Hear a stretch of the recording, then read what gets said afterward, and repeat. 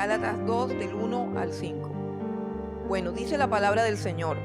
Después, pasados 14 años, subí otra vez a Jerusalén con Bernabé, llevando también conmigo a Tito. Pero subí según una revelación, y para no correr o haber corrido en vano, expuse en privado a los que tenían cierta reputación el evangelio que predico entre los gentiles. Mas ni aun Tito, que estaba conmigo, con todo y ser griego, fue obligado a circuncidarse.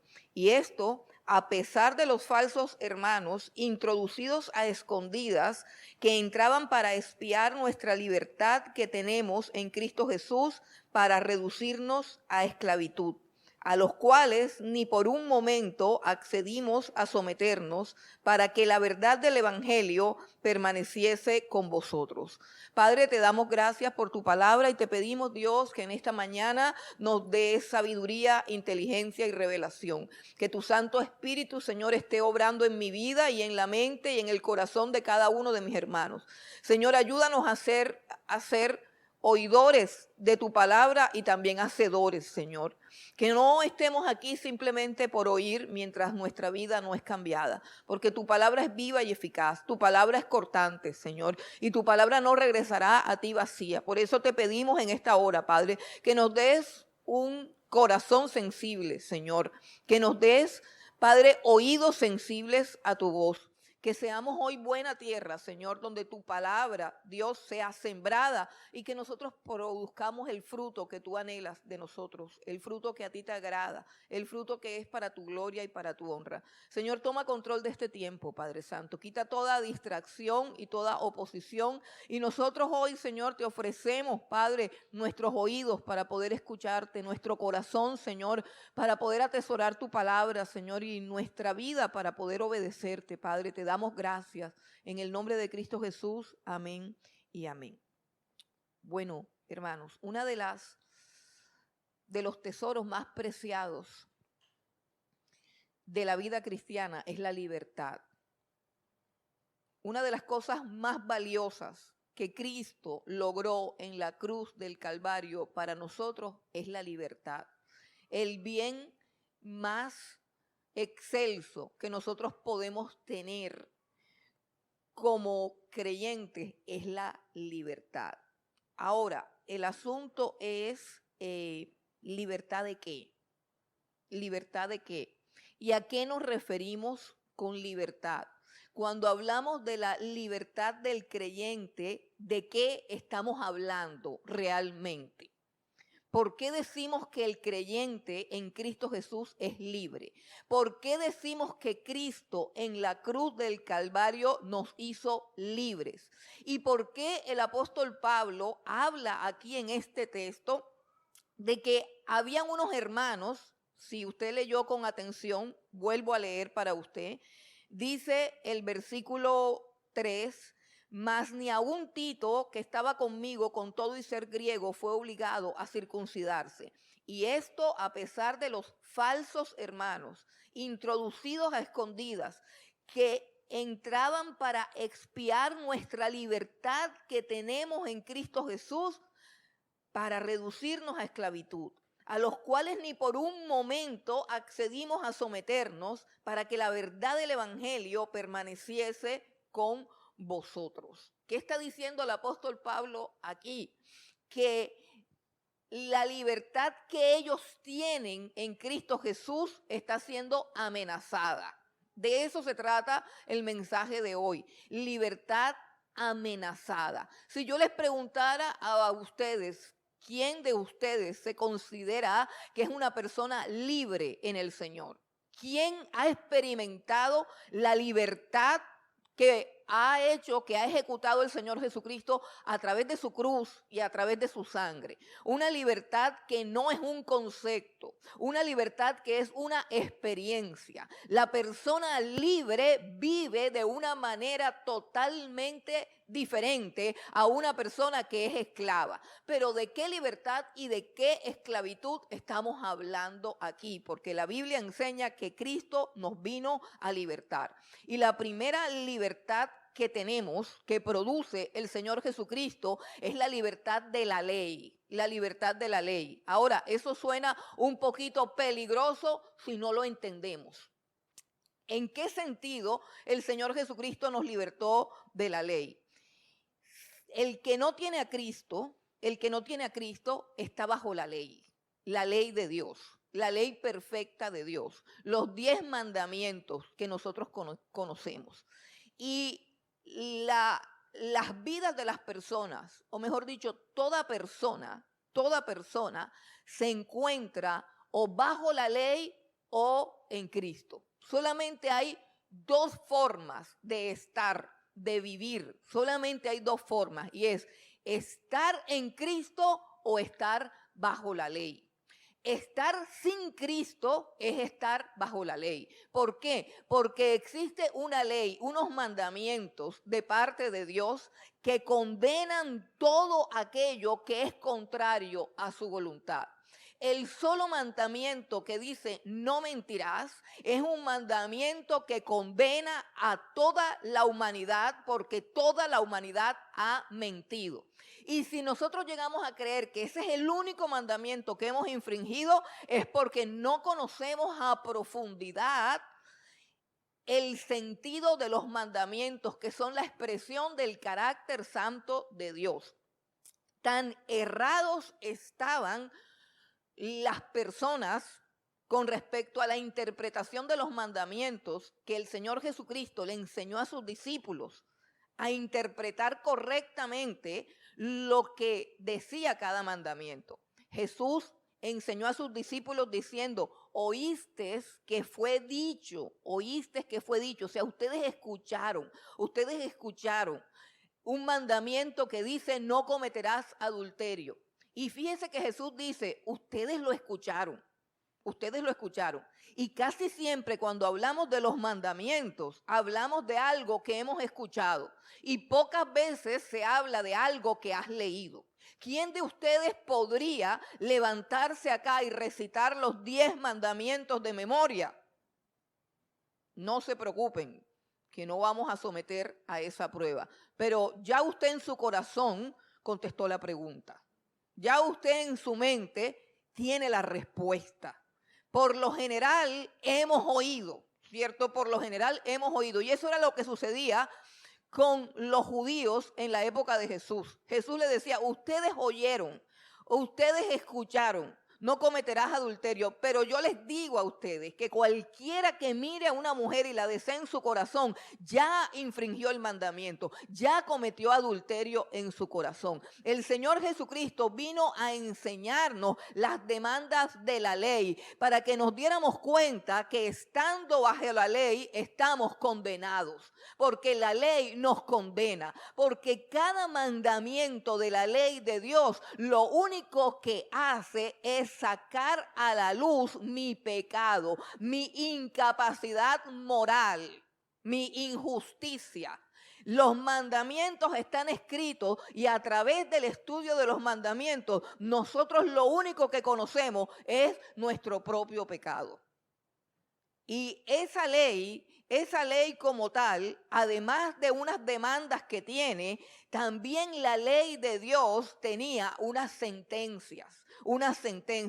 Y estaba escrita en la ley de Dios, o está escrito, escuche, está escrito, porque la ley de Dios es eterna, la ley de Dios es inmutable. El cielo y la tierra pasan, pero su palabra permanece eterna e inmutable. Y está escrito también en la ley de Dios, seguramente no lo hemos leído, pero sí lo hemos escuchado. Está escrito que la paga del pecado es muerte, de tal manera que ningún pecado puede pagarse con ningún ayuno, ningún pecado puede pagarse yendo a ningún purgatorio. No hay manera de pagar por ningún pecado, solamente el pecado se paga con la muerte. Pero resulta que Cristo, escuche bien, Cristo, ¿cómo nos libertó Cristo de esa condenación de la ley? Del peso aplastante de la ley que nos condena y que nos impide presentarnos delante de Dios. porque solamente demuestra nuestra injusticia. ¿Cómo nos libró el Señor Jesucristo de esa ley? Pues Él hizo algo tremendo. Él cumplió la ley. El Señor Jesucristo cumplió la ley de una manera magistral, de una manera completa y de una manera perfecta. Y cumplió la ley en dos dimensiones. Primeramente, pagó el precio que había que pagar por el incumplimiento de la ley, que es que la muerte. Él salda la deuda. Escucha bien lo que hace el Señor Jesucristo. Él salda por completo la deuda de tu pecado. La cancela por completo, porque la paga del pecado es muerte. Y Él muere en la cruz del Calvario por tu pecado. Así que te hace libre de pagar una sentencia, de pagar una condena, porque ¿qué hace Él? La paga Él. Pero eso no es lo único que Él hace para libertarnos de la ley, sino que Él, aquí en la tierra, vivió una vida 100% sometida a la ley. Cumplió la ley. Escucha bien lo que hizo Jesús. Pagó como si no la hubiese cumplido, porque pagó por nuestro incumplimiento. Pero vivió cumpliéndola.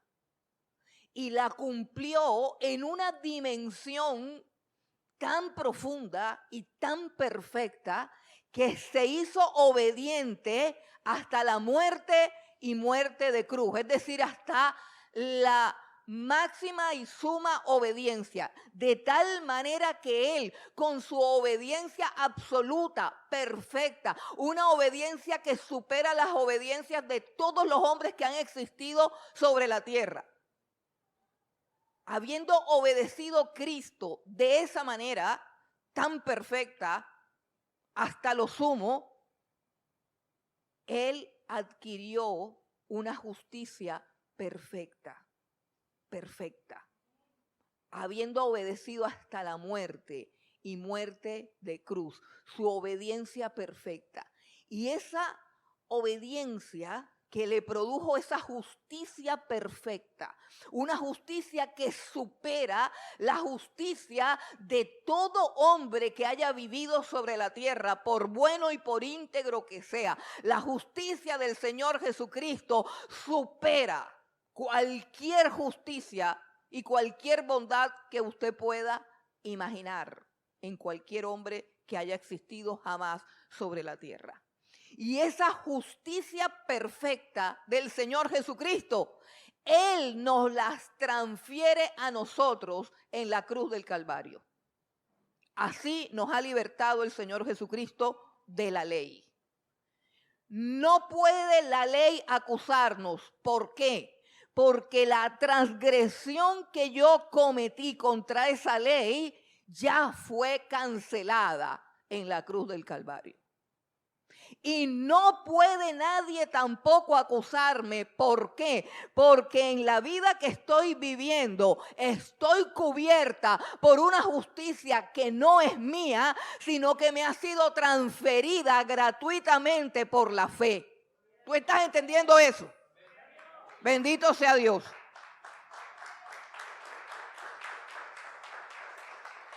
Yo espero que entiendas esto, porque esto es sumamente glorioso. Y que entiendas que esto se llama libertad. Esto se llama libertad. Soy libre de la ley. La ley no me puede condenar. Repito, número 1, porque ya pagué en Cristo Jesús. Y número 2, porque mis transgresiones están cubiertas por una justicia perfecta, que es la justicia de Cristo Jesús. Eso explica el por qué el Señor Jesucristo, cuando habló de Juan el Bautista, dijo: entre los que nacen de mujer, Él es el más grande de todos los hombres. Pero el más pequeño en el reino de los cielos es más grande que Él. Piensa en la integridad de Juan el Bautista, un hombre que no se dejaba sobornar de nada, un hombre que no tenía cero avaricia, cero egocentrismo, cero orgullo, un hombre puro del cual el mundo no era digno. Y dice, Él es el más grande de todos los hombres que han nacido de mujer. Pero el más pequeño del reino de los cielos, o sea, cualquier creyente sincero, pero inmaduro, necio, voluble, quizás un poco carnal, quizás un poco descuidado, pero que sea genuinamente un creyente en Cristo, es más grande que él. ¿Por qué? Porque por la fe, el Señor Jesucristo nos ha vestido de su justicia. El apóstol Pablo, que es el que escribe esto, cuando entendió esto, y yo espero que usted lo esté entendiendo tan claro como él lo explica, cuando el apóstol Pablo entendió esto, escribió lo siguiente. Dice, todas las cosas que eran para mí motivo de orgullo, es decir, ser judío, ser de la tribu de Benjamín, ser fariseo, ser circuncidado, ser irreprensible, todo eso lo considero ahora como estiércol. Todo eso lo considero ahora como basura. Es decir, las cosas, óyeme bien, en las cuales él confiaba para sentir que era una persona buena. ¿Cuántos de ustedes aquí se sienten como buenas personas?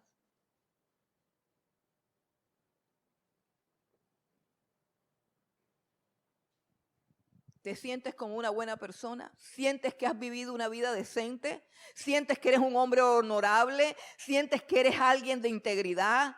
¿Sientes orgullo de ser mejor persona que tu vecino o que tus hermanos?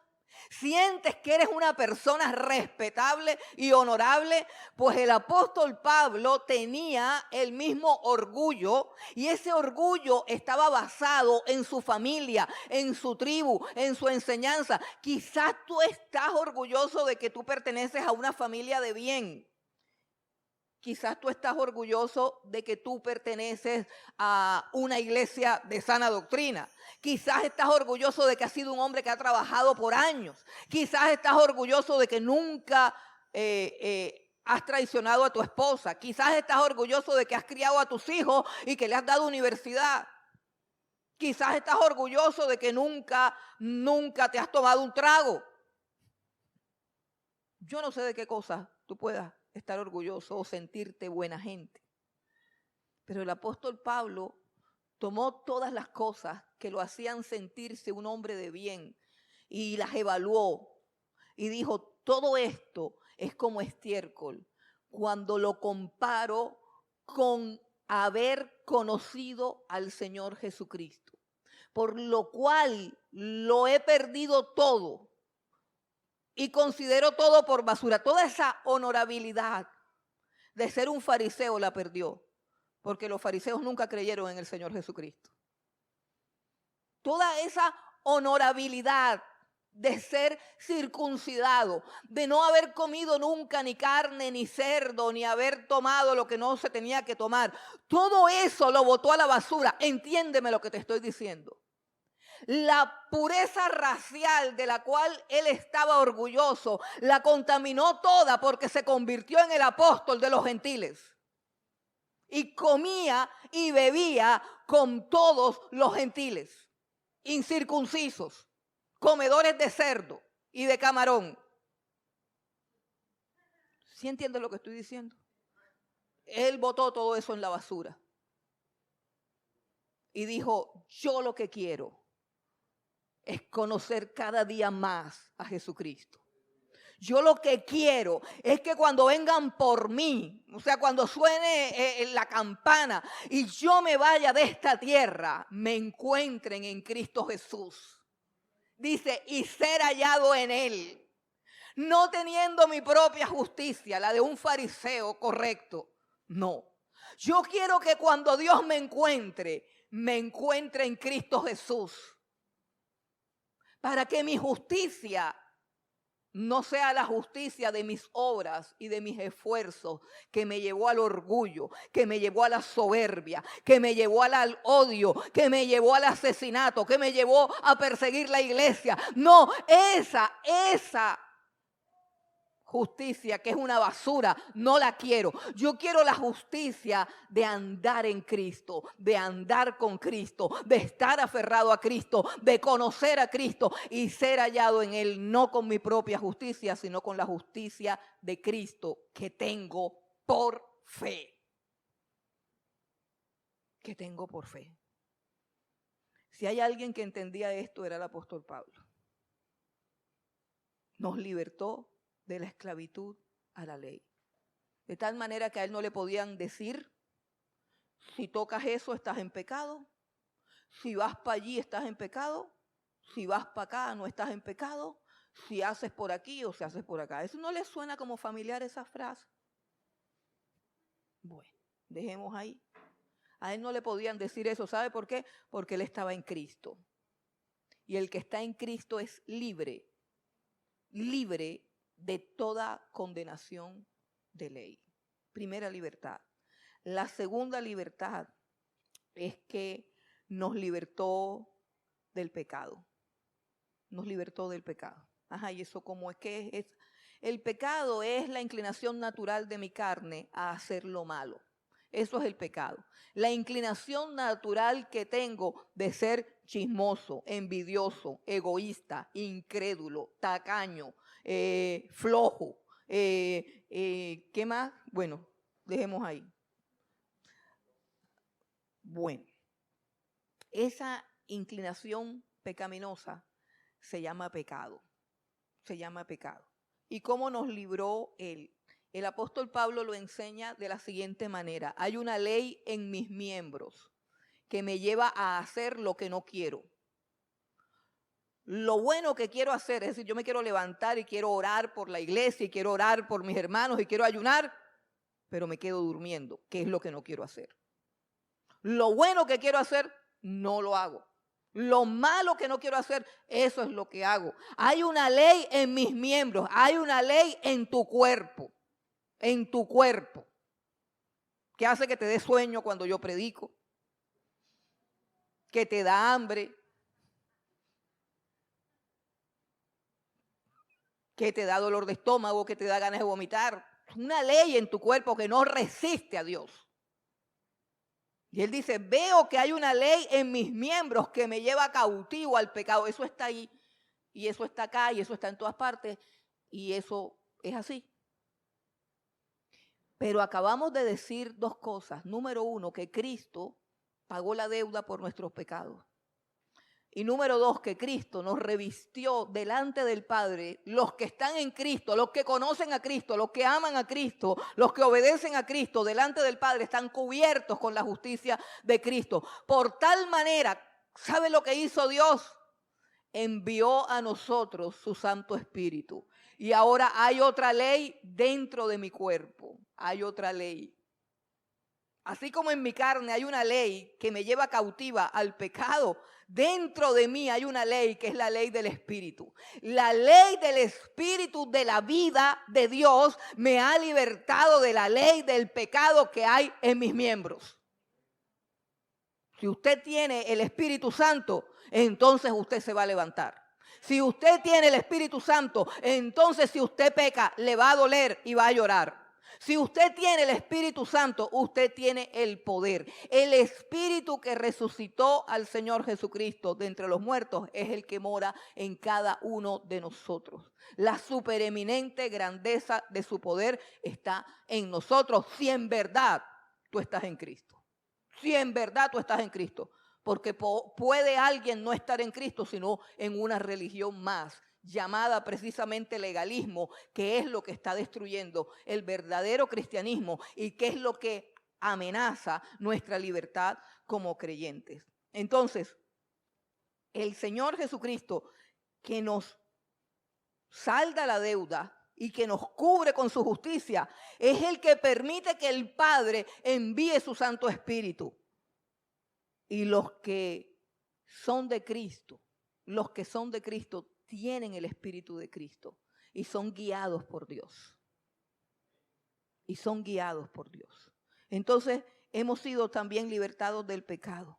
Ahora hemos sido libertados de la condenación. Romanos 8:1 dice un versículo cortico que tiene una profundidad increíble. Romanos 8:1.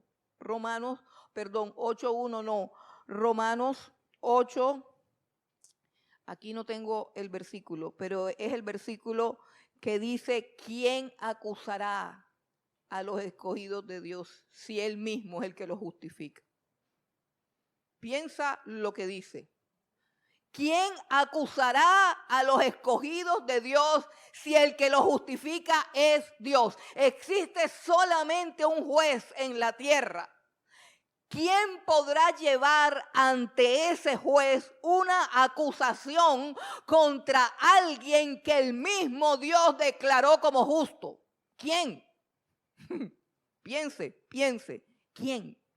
El apóstol Pablo pregunta: ¿quién acusará a los escogidos de Dios? ¿Quién los acusará? Jesucristo nos hizo libres de la condenación. Hemos sido libertados de la condenación. Escucha bien, nadie nos puede acusar. Nadie nos puede acusar. ¿Por qué?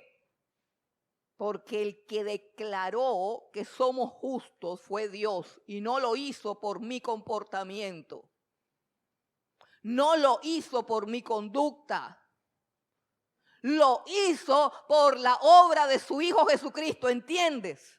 La justicia que es por la fe no tiene nada que ver con tu conducta. La justicia que es por la fe es perfecta y es absoluta, porque es la que tiene que ver con Jesucristo, con lo que Él hizo en la cruz del Calvario, con su obediencia perfecta. Y es por los méritos de Cristo que Dios te declara justo. Luego, ¿quién puede venir delante de Dios a acusar a uno que fue declarado justo por el mismo Dios y en virtud de la justicia de su Hijo Jesucristo, no de la mía?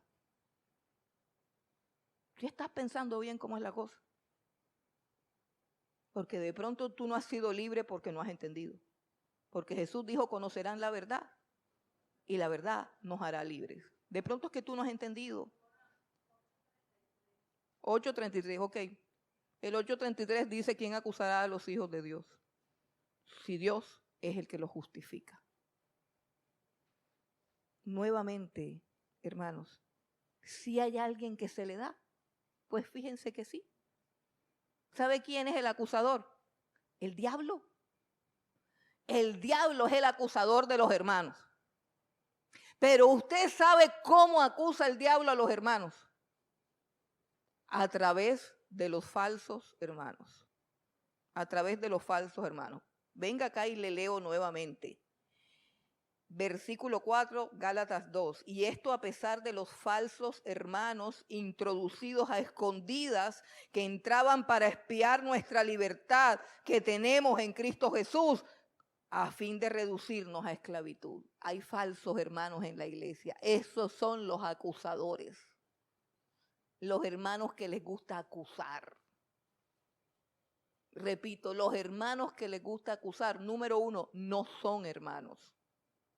No son hermanos. ¿Por qué? Porque ¿cómo un hermano va a acusar a alguien que él sabe que Dios justificó y que no fue por su conducta, sino por la obra de Cristo? Solamente un impío puede hacer eso. Solamente alguien que no conozca la gracia, solamente alguien que no conozca la justicia de la fe, solamente alguien que no entienda la obra del Calvario es que puede levantarse para acusar a uno de los hijos de Dios.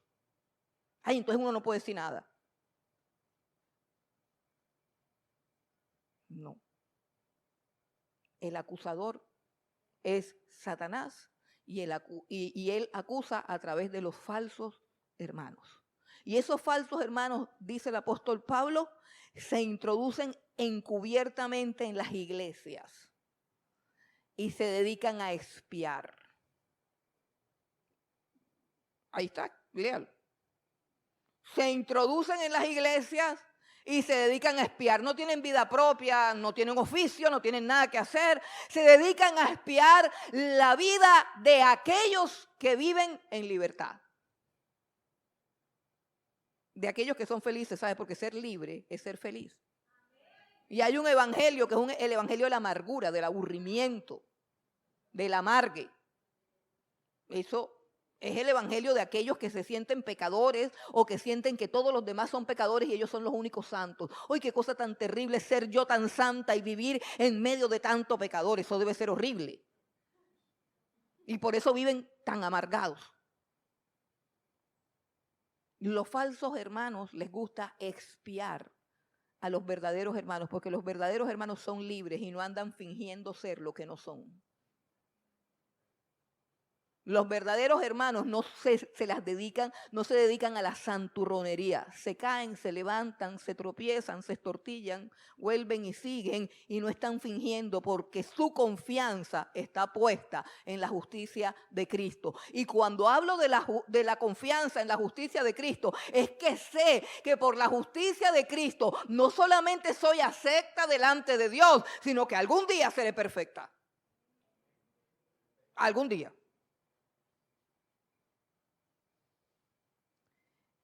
Entonces hemos sido libres de toda condenación. Dice Romanos capítulo 8, versículo 1, no hay condenación para los que están en Cristo Jesús. Estos son los que no andan conforme a su carne, sino conforme al Espíritu. ¿Por qué? Porque tienen el Espíritu Santo. Porque tienen el Espíritu Santo. Mire, la Biblia dice que quiero que vayamos a un texto, Hebreos 10, que creo que lo dice tan claro, pero yo no sé por qué a pesar de tanta claridad hay gente que insiste en que no viene a la iglesia o no va a ministrar porque la noche anterior hizo algo malo.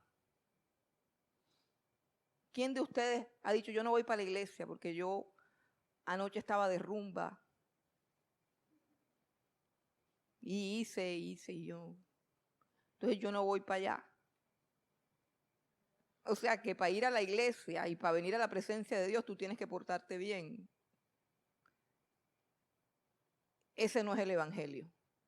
Y yo sé que hay gente que ya está molesta. O sea, en este momento ya yo puedo ver la cara de molestia de un poco de gente. Ya yo sé que hay gente que está brava. Que esta es la doctrina crucial. ¿Cómo así? O sea, que la pastora es una libertina.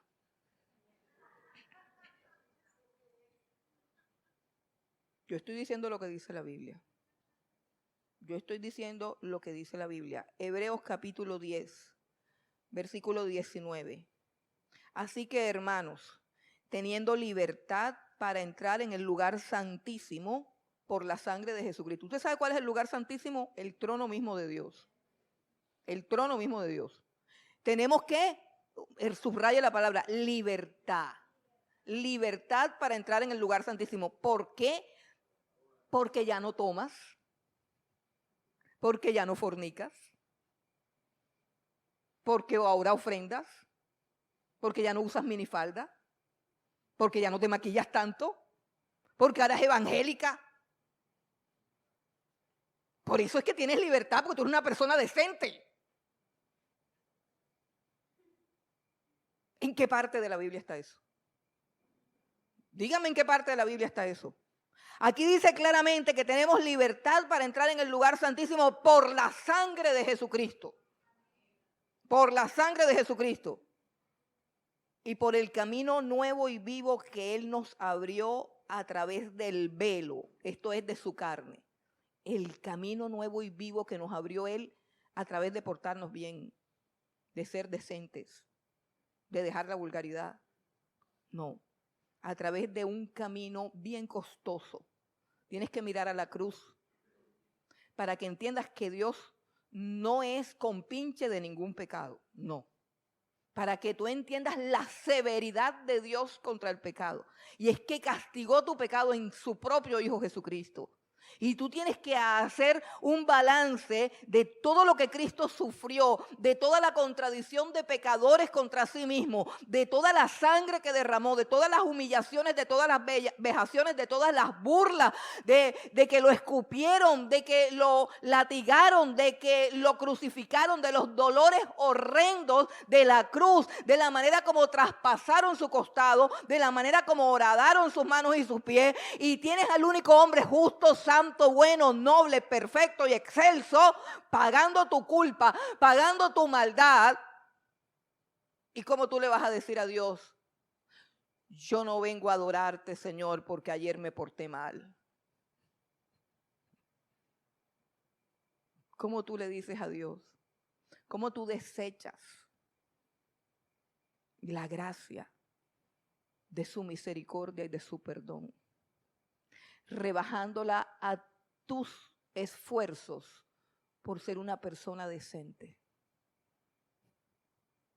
No, hermano.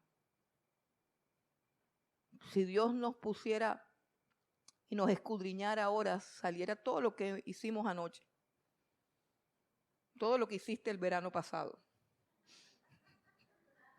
Todo Dios lo sabe. Es más, hay cosas que hasta ni uno mismo recuerda que hizo, que dijo y que pensó. No es por eso que podemos tener entrada libertad. ¿Tú sabes lo que es entrar con libertad? Entrar con libertad es entrar como cuando tú entras a tu casa. Es tu casa. De ahí viene el dicho: como Pedro por su casa. Puedes entrar con libertad. Por eso es que estamos frente a un Dios pródigo, un Dios que derrama de su gracia, que no terminamos nunca de conocer. Pero ¿quién se opone a que conozcamos a Dios? ¿Quién se opone? Precisamente el legalismo, hermano. El legalismo. Cristo nos ha libertado de todas estas. Y óyeme, estoy hablando de los puntos básicos de lo que Cristo nos libertó. Pero quiero decirte que toda esa libertad trae libertad del temor, libertad del miedo a la muerte, libertad del deseo de caerle bien a todo el mundo. ¿Recuerdan al apóstol Pablo? Si yo tuviera que agradar a los hombres, no fuera un ministro de Cristo. Y una de las cosas que más enferma la personalidad del ser humano es esa necesidad de que otros me reconozcan, de caerle bien a todo el mundo, de que todos me acepten. Eso es enfermizo, eso es complicado, y aún de eso Cristo nos liberta, de tal manera que solamente lo tengo que agradar a Él. Y Él hizo que fuéramos agradables, ni siquiera lo hicimos nosotros. Él nos hizo aceptos en el amado, en Cristo Jesús. Somos aceptos delante de Dios. Si ni siquiera me tengo que esforzar por aceptar a los demás, y tampoco me tengo que esforzar porque Dios me acepte, porque yo soy acepta. Me tengo que esforzar es por estar en Cristo. Yo soy acepta delante de Dios. Eso se llama libertad. No le tengo miedo a la muerte, porque la muerte es solamente un paso a una mejor vida. Es solamente la consumación de mi redención. ¿A quién le temeremos? Decía el salmista: si Él es mi luz y mi salvación.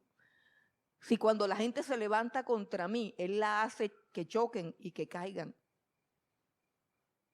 ¿Por qué tengo miedo si el trono de la gracia está abierto para que yo vaya y me esconda en su tabernáculo? Dice el salmista. Entonces es libertad del temor, es libertad del miedo a morir, es libertad de la condenación, es libertad de la ley, es libertad del pecado. Es una preciosa y gloriosa libertad. ¿Cómo piensas que vive una persona así? ¿Cómo piensas que vive una persona en libertad? Mira, es una persona que no anda escondiéndose. Es una persona que no anda fingiendo.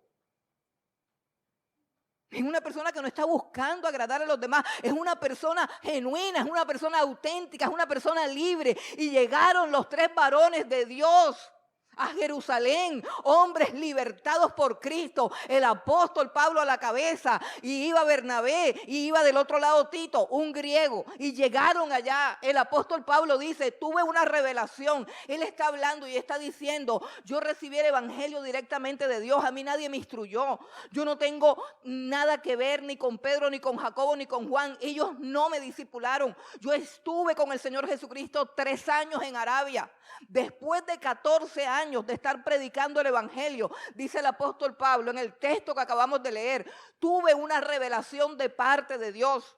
Y Dios en una revelación me dijo, ve a Jerusalén y exponle a los otros apóstoles que yo tengo el evangelio tal cual como yo te lo di a ti. Y el apóstol Pablo dice, por esa revelación, no fue que yo fui ahí a buscar ahí, yo quiero conocer a Pedro, ay, el apóstol Pedro, ay, el que caminó en el mar, ay, yo quiero saber quién es ese hombre, yo quiero que él reconozca mi ministerio, yo quiero una carta de recomendación de los más duros, de los más tesos, de las columnas. Él dice, a mí no me importa qué fueron, porque Dios no hace acepción de personas. Yo fui porque Dios en una revelación me dijo, ves allá a Jerusalén.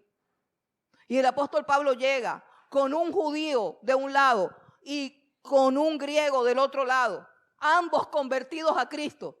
Los 3 convertidos a Cristo, Pablo, Tito y Bernabé, convertidos a Cristo, hombres completamente libres en Cristo Jesús, hombres con gozo, con libertad, que servían a Dios, llegan a la iglesia de Jerusalén, la iglesia madre, el Santo Concilio.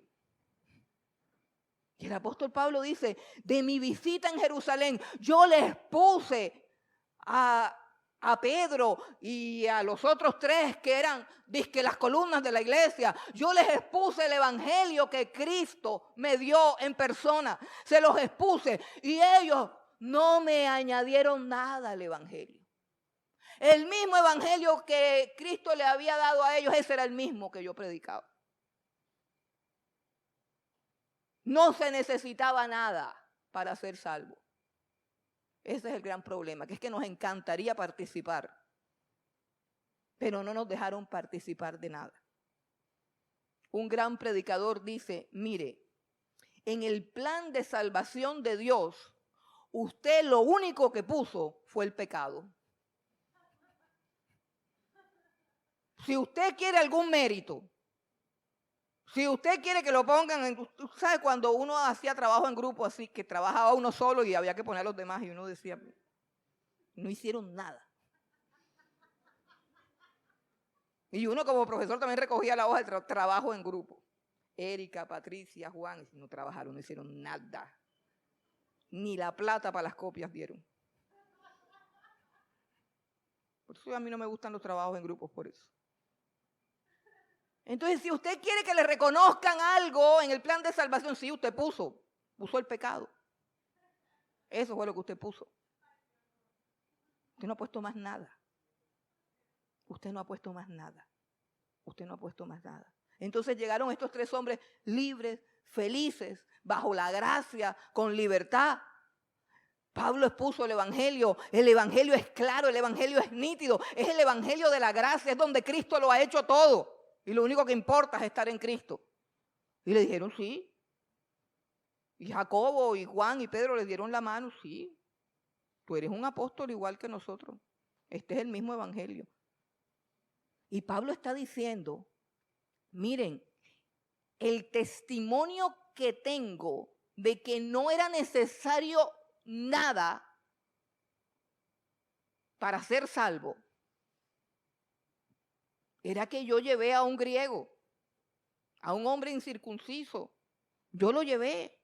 Y ni Pedro, ni Jacobo, ninguno de ellos me dijeron, ese hombre lo tienen que circuncidar. ¿Por qué? Porque ya todos ellos habían entendido que la circuncisión no servía para nada. Que lo único que servía era la fe en el Señor Jesucristo.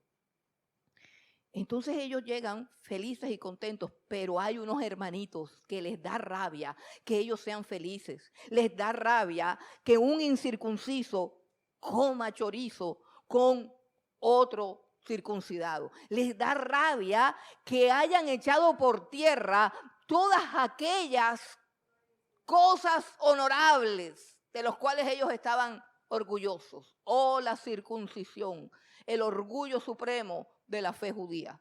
¿Cómo así que nos van a zapatear de esa manera? ¿Cómo así que van a tratar por igual y nos van a por debajear? Nosotros que hemos sido hombres circuncidados desde el 8º día, que no comemos las porquerías que se come esa gente, que no participamos de los bacanales y de las vulgaridades. O sea, ¿cómo es posible que a nosotros nos van a poner en el mismo nivel? ¿Cómo es posible? Y se empezaron a mirar al apóstol Pablo y dijeron, ay, ese no es que era judío, ese no es que era fariseo. Ahí comiendo y durmiendo con el tal Tito ese. Que quién sabe de qué orgía viene ese hombre. Incircunciso era lo mismo que cochino, que inmundo. Y estos hombres trataron, a pesar de que Pedro, Jacobo y Juan les habían dado la mano a los tres y decían, sí, con que hayan creído en Cristo, con que hayan creído al evangelio, pero el evangelio de la gracia es suficiente. No tienen que hacer más nada. No tienen que hacer más nada. Pero a la gente no le gusta que los demás sean felices. A la gente no le gusta que la fe sea tan simple. A la gente no le gusta ver cristianos contentos. A la gente no le gusta ver cristianos libres. Y entonces los falsos hermanitos, los que no han recibido la gracia, los que no han recibido el Espíritu, los que tienen su propia justicia, es decir, los legalistas. Este es el gran peligro de la fe cristiana. Si yo te pregunto cuál es el peligro más grave de la iglesia, tú me vas a decir, es el pecado, el internet,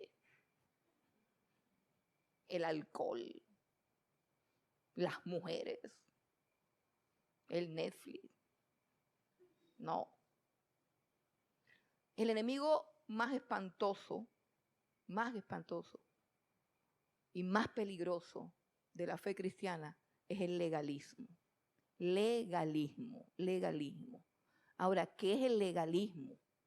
¿Qué es el legalismo? Porque a estas alturas ya ustedes deben estar preocupados. Legalismo no es tratar de buscar la santidad. Ese es un fruto de la salvación. Legalismo no es tomar en serio los mandamientos de la ley de Dios. No. Esa es una consecuencia de haber nacido de nuevo. Pondré mi ley en sus corazones y ellos serán mi pueblo y yo seré su Dios. Y el salmista escribe, cuánto amo yo tu ley. Escribía el salmista en el Salmo 119. Léase el Salmo 19. Era todo un deleite. Bienaventurado el varón que en esta ley medita día y noche, que en ella se deleita. Es más, hay una porción del Salmo 19 que dice que habla de la libertad. Así que no crean que amar la ley es perder la libertad. Ven al Salmo 119, el versículo 44, aquí lo tengo. Salmo 119. El salmo que todos se saben de memoria. Es el salmo del castigo. Como te portes mal, te va a tocar aprenderte el Salmo 119. A los legalistas les encanta el Salmo 19. Pero mire lo que dice el versículo 44.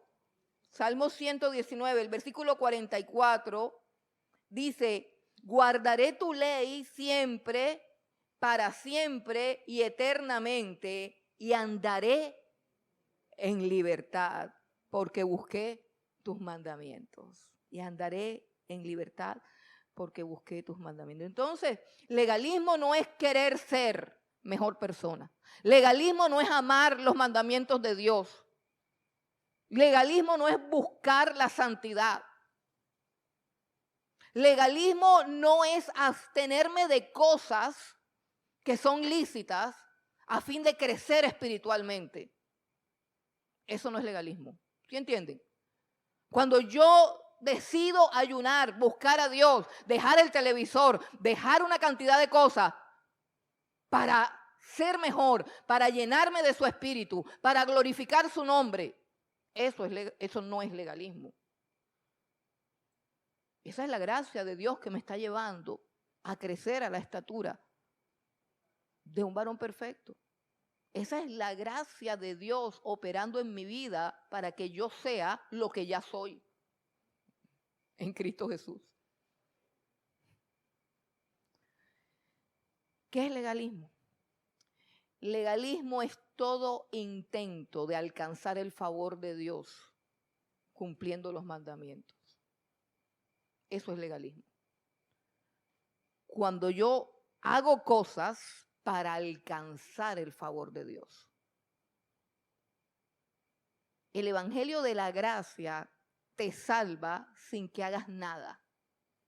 Pero la gracia es tan asombrosa y tan gloriosa, que transforma tu vida. Y ahora buscas la santidad, no para alcanzar su favor, sino porque alcanzaste su favor. Porque Él te escogió, porque Él te llamó, porque eres salvo. Es que tú buscas la santidad. Porque ya tienes su favor, porque ya eres hijo de Dios. Es que te has enterado de que eres su hijo y ahora ordenas tu vida conforme a lo que ya tú sabes que eres. No es que estás ordenando tu vida para hacer, no. Eso es legalismo. Legalismo es tratar de comprar el favor de Dios portándote bien. No, te portas bien como alabanza y gratitud a aquel que te salvó, te redimió y te amó a pesar de que nunca te habías portado bien. Por pura gratitud. Por pura gratitud. Pero el legalismo, hermanos, es tan atractivo porque el legalismo produce orgullo. Yo soy mejor que tú, yo soy más santo que tú, yo ayuno 3 veces por semana, yo doy diezmo de todo lo que tengo, tú no haces nada, tú ni vas a la iglesia.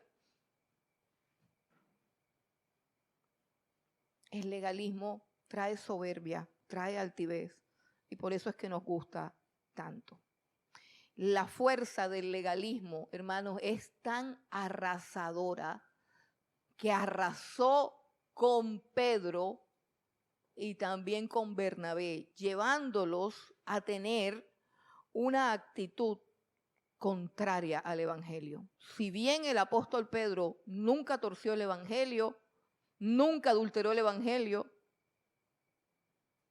hubo un momento en su vida en que su comportamiento no estuvo acorde con el evangelio.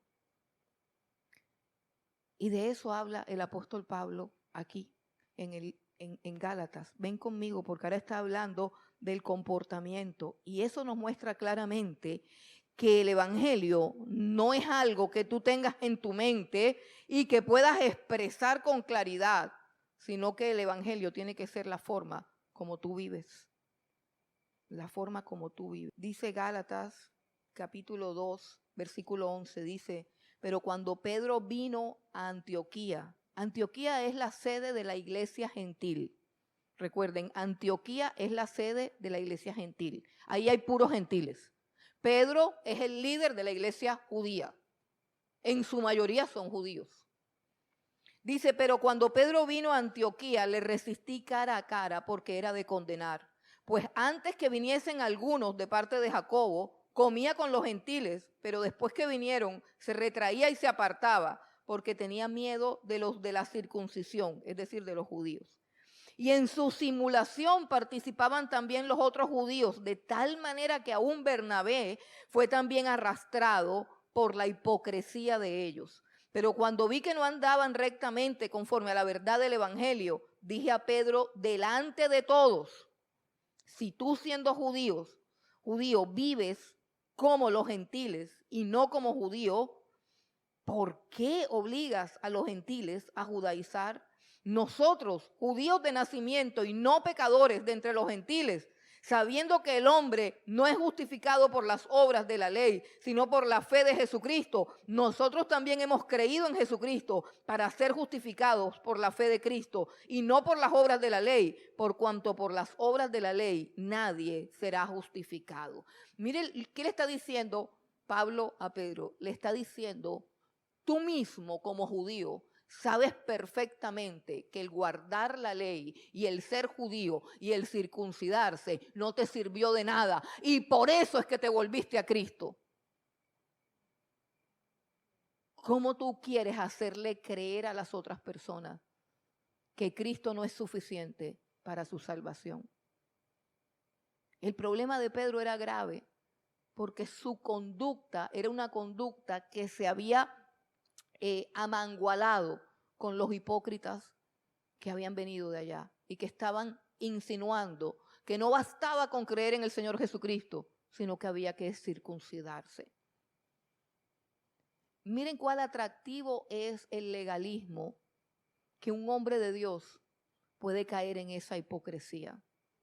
Y aún dice que arrastró a Bernabé. Y Pablo le dice, si tú sabes que el judaísmo no sirve para nada, si tú sabes que la circuncisión no sirve para nada, si tú sabes que lo único que necesitamos es a Cristo, ¿por qué desprecias a los gentiles? ¿Por qué le tienes miedo a los judaizantes? ¿Por qué necesitas caerle bien a los judaizantes? Es que llegaron de allá, dice que eran amigos de Jacobo, de Santiago o Jacobo, como le quieran decir, es el mismo discípulo de Jesús. Al parecer era como el más judío, el más religioso de todos los discípulos de Jesús. Y unos amigos de él llegaron. ¿Para qué? A lo que se dedican, a espiar. Llegaron a mirar para ver con quién se juntaba Pedro. Y Pedro dejó de andar con los gentiles por causa de estos hombres. Y miren cómo Pablo se da cuenta enseguida. Y miren cómo él reacciona en contra de los legalistas. Cómo lo encara de frente. Para los que dicen que uno no le puede decir a nadie nada de frente. Todo pecado público tiene que reprenderse públicamente, porque el pecado público afecta al público.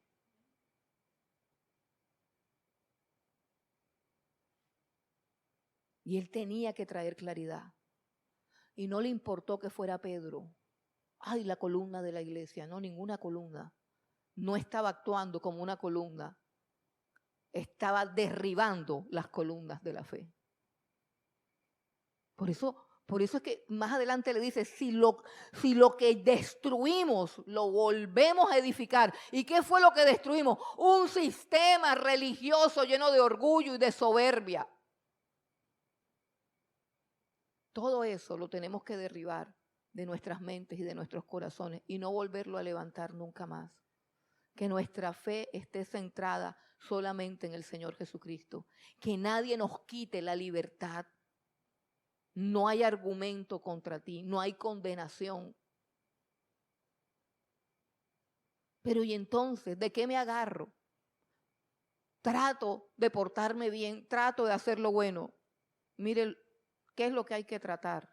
Mire lo que dice el apóstol Pablo acerca de su vida. Y quiero terminar con este texto para dejarlo ya para la otra semana. Versículo 20 de Gálatas 2. Dice el apóstol Pablo, con Cristo estoy juntamente crucificado. Y ya no vivo yo, mas vive Cristo en mí. Y lo que ahora vivo en la carne, lo vivo en la fe del Hijo de Dios, el cual me amó y se entregó a sí mismo por mí. Tienes que buscar a Jesucristo. Tienes que buscar a Jesucristo. Si tu tesoro es la religión evangélica, tú no eres salvo. Oye bien, si tu orgullo es ser evangélico, tú no eres salvo. Tú tienes que tener a Cristo. La salvación no es ser evangélico. La salvación es tener a Cristo. Tener a Cristo. Aferrarte a Él. Que Él viva en ti. El apóstol Pablo dice, no, yo no tengo una ley, yo tengo a Cristo. Él vive dentro de mí.